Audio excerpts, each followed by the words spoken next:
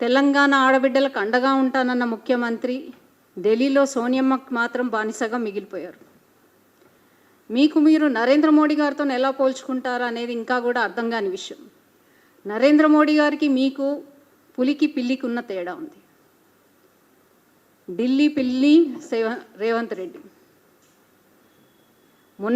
నిన్నగాక మొన్న India today conclave 2025లో Gujarat మోడల్ని టెస్ట్ మ్యాచ్తో పోల్చారు.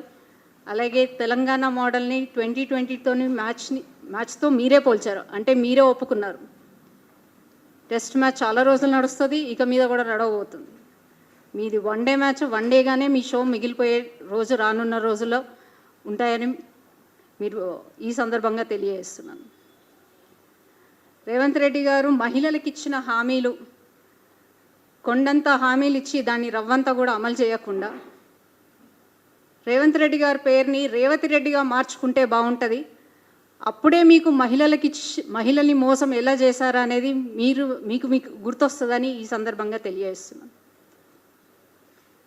తులం బంగారం ఇస్తాను అని చెప్పి బెల్ట్ షాపులు పెంచి వారి తాలిబొట్టుని తెంచే విధంగా ప్రయత్నిస్తున్న పార్టీ కాంగ్రెస్ పార్టీ.